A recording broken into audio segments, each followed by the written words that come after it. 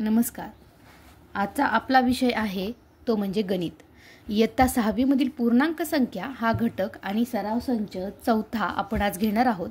पण त्या अगोदर थोडीशी बेसिक अशी तुम्हाला माहिती असावी म्हणून इथं काही गोष्टी मी तुम्हाला लिहून दाखवलेल्या आहेत.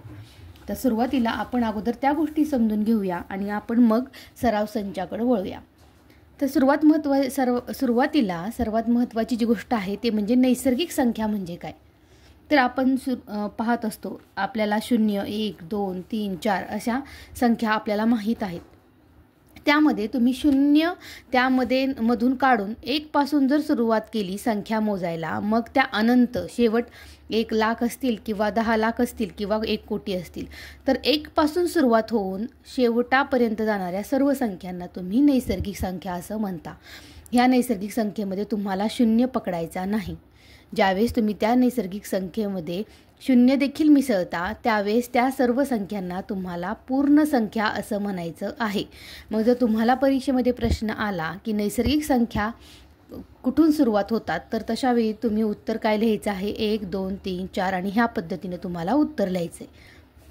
पण जर पूर्ण संख्या असं जर विचारलं तर तुम्हाला 0, 1, 2, 3 आणि त्यापुढं हे असं म्हणजे अनंत की आणखीन पुढे कितीही संख्या यामध्ये ॲड होऊ शकतात, त्याला पूर्ण संख्या असं म्हणायचं. आता त्यानंतरची तिसरी गोष्ट म्हणजे आणखीन एक संख्यांचा प्रकार येतो तो म्हणजे ऋणसंख्या. ऋणसंख्या म्हणजे काय, तुम्ही जे 1, 2, 3 लिहिता ह्या संख्येच्या पुढे तुम्ही जर ऋणचिन्ह लावलं तर ती जी संख्या बनते ती नेहमी ऋणसंख्या असते. ही जी ऋणसंख्या आहे ती शून्याच्या देखील खाली ह्या संख्या येतात. म्हणजे जर तुम्ही संख्या रेषा जर काढली तर ह्या संख्या रेषेवरती इथे जर तुम्ही 0 लिहिला तर 1, 2, 3, 4, 5, 6 म्हणजे शून्याच्या डाव्या बाजूच्या संख्या ह्या संख्या आपण धनसंख्या असं म्हणत असतो. आणि शून्याच्या ह्या बाजूला आपण ज्या संख्या लिहितो त्या संख्यांना आपल्याला ऋणचिन्ह द्यावे लागते. ह्या संख्या शून्यापेक्षा याची किंमत नेहमीच कमी असते आणि म्हणून ह्याला ऋण असं चिन्ह त्यापुढं दिलेलं असतं आणि म्हणून शून्याच्या डाव्या बाजूला ज्या संख्या असतात त्यांना ऋणसंख्या असं म्हणलं जातं. मग आता तुम्ही लक्षात ठेवताना सुरुवातीला कसं ठेवणार आहे, 1, 2, 3 ह्या संख्यांना मिळून तुम्ही धनसंख्या असं म्हणायचं आहे. त्याच्यानंतर जर नैसर्गिक संख्या म्हणायचं आहे आणि जर ह्यामध्ये तुम्ही 0 मिळवला तर ह्या सगळ्या संख्यांना मिळून तुम्हाला पूर्ण संख्या म्हणायचं आहे. आणि त्यामध्ये जर तुम्ही आणखीन -1, -2, -3 अशा जर ऋणसंख्या मिळवल्या तर ह्या सर्व संख्यांना मिळून तुम्हाला पूर्णांक संख्या असं म्हणायचं आहे. तर ही झाली याबद्दलची बेसिक माहिती जी तुम्हाला हा घटक सोडवताना माहीत असायला हवी. तर ह्या गोष्टी सर्वात अगोदर लक्षात घेतल्यानंतर आता आपण सुरुवात करणार आहोत सराव संच चौथा. आता हा जो सराव संच आहे तो मी तुम्हाला ह्या पुस्तकामध्ये सोडवून दाखवणार आहे. अगदीच काही यासाठी आपल्याला जास्त लिखाणाची गरज नाही, त्यामुळे हा सराव संच मी तुम्हाला पुस्तकामध्ये सांगते. आता सुरुवातीला मी जसं सांगितलं की ऋणसंख्या जेव्हा आपल्याला ओळखायची आहे तेव्हा त्या ऋणसंख्येच्या अगोदर आपल्याला ऋणाचं चिन्ह हे असतंच. पण जर धनसंख्या पाहिली तुम्ही तर इथं +4 आहे आणि इथं 7 आहे. आता इथे जर अधिकचं चिन्ह आहे का नाही, जर इथं काहीच नाही म्हणजे अधिकचं चिन्ह असतं, म्हणजेच धनसंख्येचं चिन्ह असतं. त्यामुळे जर तुम्ही +4 आलं किंवा फक्त ती संख्या आली तर ह्या दोन्ही संख्यांचा समावेश हा धनसंख्येमध्ये होतो. मात्र जर तुम्ही ऋणसंख्या पाहिली तर प्रत्येक वेळी ऋणसंख्येच्या पुढं ऋण चिन्ह आलेलंच असतं. मग आता त्यावरून सांगा बरं मला, -5 ही काय झाली, ऋणसंख्या झाली. जसं मी तुम्हाला आधी सांगितलं इथं फक्त 4 हा अंक जरी आला असता आणि त्यापुढं धनचं चिन्ह आलं नसतं तरी देखील फक्त 4 हा अंक देखील धनसंख्येमध्ये समाविष्ट होतो. त्यानंतर येते ती म्हणजे -2. -2 ही देखील ऋणसंख्या आहे. त्यानंतर येते ती 7. फक्त 7 आले किंवा त्यापुढे अधिकचं चिन्ह आलं तरी देखील ही संख्या धनसंख्या राहते. आता इथं आलेला आहे +26. ही देखील धनसंख्या आहे. त्यानंतर येतं ते म्हणजे -49 किंवा -49 म्हणजेच ही ऋणसंख्या आहे. त्यानंतर येतं ते म्हणजे -37 ही देखील ऋणसंख्या आहे. 19 ही देखील कशी संख्या आहे? ह्या अगोदर चिन्ह आहे का? नाही. आणि काही चिन्ह नाही याचा अर्थ ती धनसंख्या असते, म्हणून 19 ही धनसंख्या आहे. नंतर येते ते -25. -25 ही देखील कशी संख्या आहे?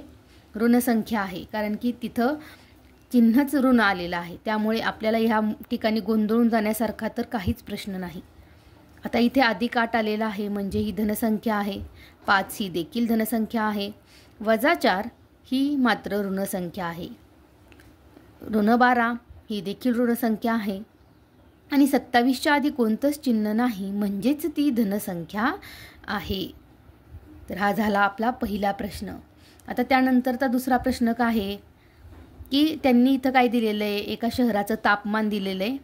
ते शहरं आहेत शिमला, लेह, दिल्ली आणि नागपूर.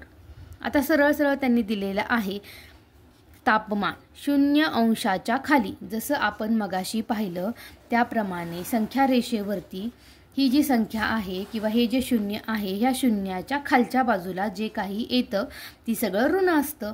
म्हणजेच 0 अंशाच्या खाली असलेली 7 अंश सेल्सिअस ह्या चिन्हाला तुम्ही कोणतं चिन्ह देऊन त्याचं लेखन करू शकता की 7 अंश सेल्सिअस म्हणजेच तुम्हाला ह्या ठिकाणी -7 हे उत्तर त्याचं आहे. त्याला चिन्ह येणार आहे -7. का? कारण की ते 0 अंशाच्या खाली आहे. त्यानंतर येणार आहे ते म्हणजे 0 अंशाच्या खाली पुढचा जो नंबर आहे तो देखील तोच आहे की हे बघा इथं दिसतंय की 12 अंश सेल्सिअस 0 अंशाच्या खाली. त्यांनी इथे पण दिले 0 अंशाच्या खाली. खाली आहे म्हणजेच कुठं गेलंय ते?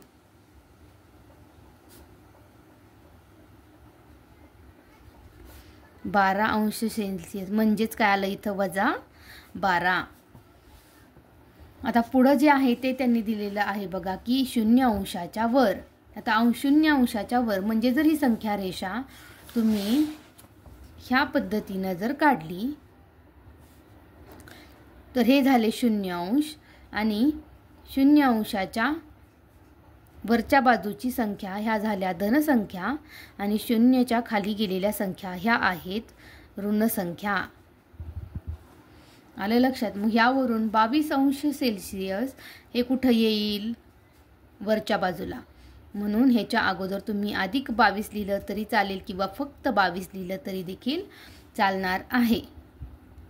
त्यानंतर येते ते म्हणजे 31 अंश सेल्सिअस. आता हे सुद्धा त्यांनी 0 अंशाच्या वर असं सांगितलेलं आहे. त्यामुळे ह्याचं उत्तर देखील +31 असंच असणार आहे. आता यानंतरचा तिसरा प्रश्न म्हणजे खालील उदाहरणातील संख्या चिन्हांचा उपयोग करून लिहा. पहिला प्रश्न काय आहे? एक पाणबुडी समुद्र सपाटीपासून 512 मीटर अंतर खोलीवर आहे. आता मी तुम्हाला आत्ता सांगितलं त्याप्रमाणे 512 मीटर असं अंतर दिलेलं आहे. मात्र ते काय सांगितले त्यांनी? खोलीवर म्हणजे आतमध्ये.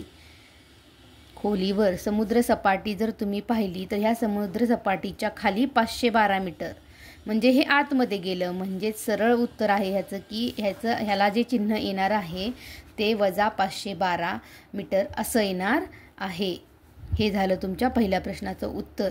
आता दुसरं जर उत्तर घेतलं तर हिमालयातील सर्वात उंच शिखर माउंट एव्हरेस्टची उंची समुद्रसपाटीपासून 8848 मीटर आहे. आता जर तुम्ही शिखर किंवा डोंगर जर घेतले तर त्याची उंची ही वरती जाते. म्हणजे ह्याच्याच ठिकाणी जे उत्तर येणार आहे 8848. तर ह्याच्या समोर आपल्याला कोणतं चिन्ह द्यायचं आहे? धनसंख्येचं धनचिन्ह. म्हणजे तिथं तुम्हाला अधिक किंवा चिन्ह नाही दिलं तरी चालेल. त्यानंतरचा तिसरा प्रश्न काय आहे?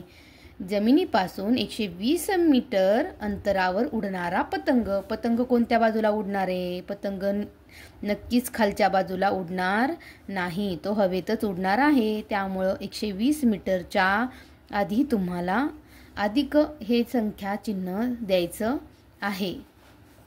त्यानंतरचा चौथा प्रश्न की भुयार 2 मीटर खोल आहे. आता इथे पुन्हा एकदा शब्द आलेला आहे की खोल. खोल म्हणजे काय? मग हे जर तुम्ही हे भुयार जर इथं खोदलेलं आहे तर हे कसं आहे? 2 मीटर खोल. ही जर जमीन पकडली तर भुयार कुठं असतं? जमिनीच्या खाली.